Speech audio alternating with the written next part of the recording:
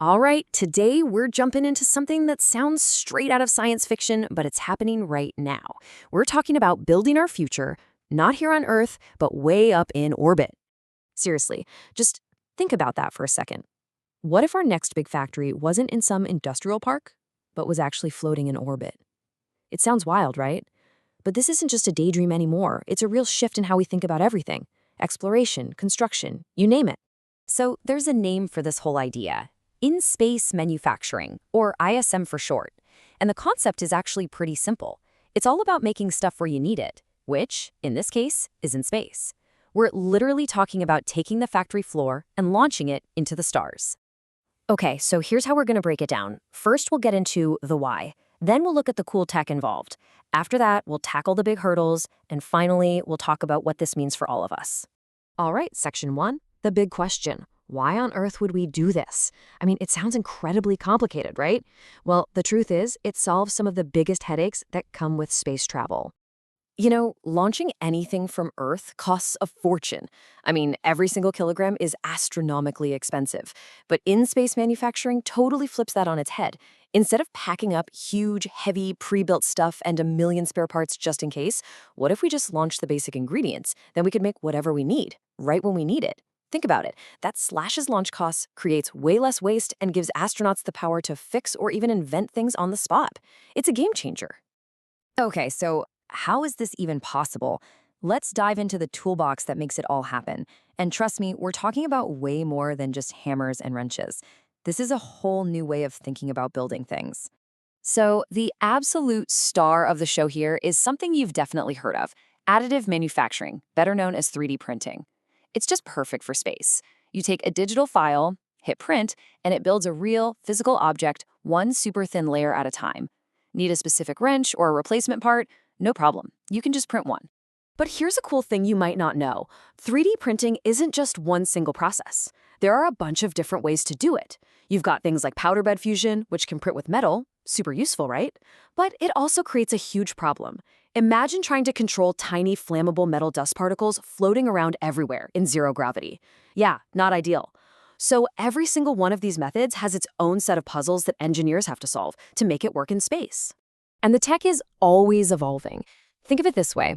On the one hand, you have your standard 3D printing. It's fantastic for making smaller things, like tools, by building them up slice by slice. But it's not great for, say, building a giant antenna.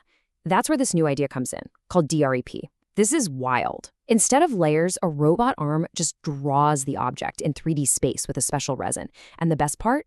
It uses UV light to harden that resin instantly. And guess what there's a ton of in space? Yep, UV light. This could be how we build massive, complicated structures without any scaffolding. And that special resin we just talked about, it's a great example of the next piece of the puzzle: the materials themselves. You can't just use any old plastic or metal up there. Everything has to be top tier. We're talking super strong, lightweight titanium alloys, plastics called polyamides that can just shrug off insane radiation and temperatures, and even really exotic stuff like ZBLN optical fibers. And that last one is really special. We'll come back to why in a bit. Okay, so we've got the tech and the materials. Sounds like we're all set, right? Well, not so fast. Building things in space means dealing with an environment that is, to put it mildly, trying to kill you and everything you've built. The challenges are just immense. Let's start with the big one: microgravity. I mean, the fact that everything floats is cool, but for manufacturing, it's a nightmare. Think about welding. Molten metal just forms a floating blob instead of settling. And any little bit of dust or metal shaving doesn't just fall to the floor. Nope. It floats around, ready to get into sensitive electronics or even an astronaut's lungs. It's a huge, huge problem. Next up, the vacuum of space itself. This one's kind of tricky because it's both a good thing and a bad thing. The good part? No air means no rest on your metals. Awesome! The bad part? No air pressure can make some plastics super brittle. And forget about using water to cool your machines. It would just instantly boil off into nothing. And then there's radiation. Down here, our atmosphere and magnetic field act like a giant shield. Up there, there's no shield. Everything is just getting blasted 24/7 by cosmic rays and solar radiation. This stuff slowly destroys materials, makes them weak and brittle, and can totally fry the electronics that run everything. And to top it all off, you've got two more huge problems: power and heat. First, where do you get all the energy to run a factory? But even trickier is getting rid of heat. Here on Earth, you have fans that blow air over hot parts to cool them down. In space, there's no air, so heat just builds up. It has nowhere to go. Preventing your factory from literally melting is a constant battle. Okay, that was a lot of doom and gloom. But here's the amazing part. Despite all those massive challenges, we're actually doing it. This isn't just theory anymore. So let's flip the script and look at the success stories that prove this is the real deal, and check out the future that's unfolding right now. Hey, remember those Z-bland fibers I mentioned earlier? Well, here's the payoff. This is maybe the perfect example of why you'd want to manufacture in space. Down on Earth, when you try to make these super high-tech optical fibers, gravity messes them up, creating tiny little flaws.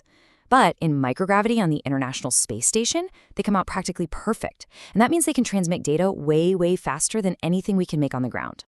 All right, check out this number, 95%. Just let that sink in. What in the world could this refer to? Well, this single statistic shows you exactly why in-space manufacturing is so absolutely critical. That's right, 95% of all the spare parts we launch to the ISS just sit there unused.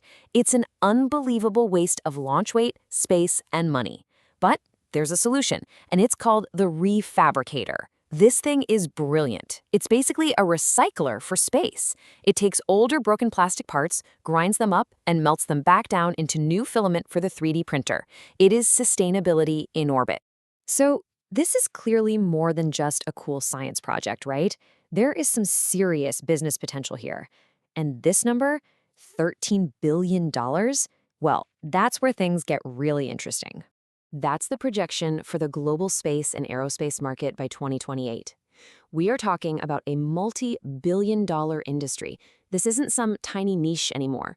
In-space manufacturing is set to become a foundation of a brand new space economy, and it's going to change things not just in orbit, but for industries right here on Earth too. So what does this all mean for the future? It really leaves us with one incredible question to think about. For all of human history, made on Earth was the only option. But now, we're stepping into a new age. The next game-changing material, the next revolutionary technology, could very well come with a simple label, made in space.